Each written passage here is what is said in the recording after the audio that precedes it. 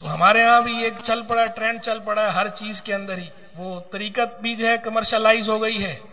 اور علم کو، علم ظاہر کو بھی لوگوں نے کمرشلائز کر لی ہے۔ تو شارٹ سے شارٹ، شارٹ سے شارٹ، شارٹ سے شارٹ، شارٹ سے شارٹ، تو بس وہ ایسا ہوتا جا رہا ہے کہ اب وہ کہتے ہیں پتھر اٹھائیں تو نیچے سے جو ہے وہ مفتی اعظم نکل رہا، پتھر اٹھائیں تو نیچے سے محدث ہے، پتھر اٹھائیں تو جو ہے وہ کلندر اور غوث پیدا ہو رہے ہیں۔ تو ایسا نہیں ہے۔ ماضی میں ہمیں یہ خرابیاں کم اسی لیے نظر آتی تھیں کہ باقاعدہ تربیت کی جاتی تھی،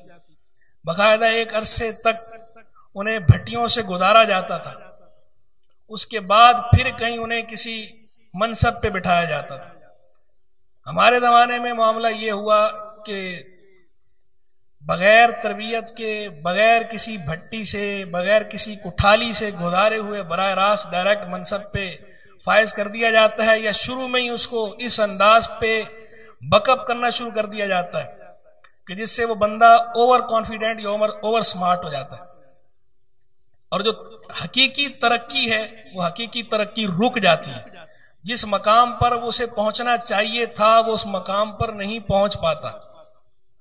اپنے لاؤبالی پن کی وجہ سے۔ ہمارے اکابر میں یہ بات مشہور تھی کہ اکابر اکثر جو ہے وہ اپنے تلامذہ کو یہ تلقین فرمایا کرتے تھے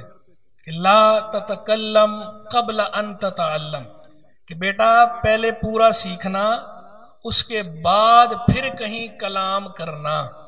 یعنی سیکھنے سے پہلے سردار نہیں بن جانا، سیکھنے کے مرحلے سے پورا گزرنے سے پہلے پہلے متکلم نہیں بن جانا۔ تو وہ ایک عرصے تک تعلیم، تربیت، ان تمام مراحل سے اچھے انداز پہ گزارتے تھے، اس کے بعد پھر کہیں اجازت دیتے تھے انہیں کہیں بیٹھنے کی،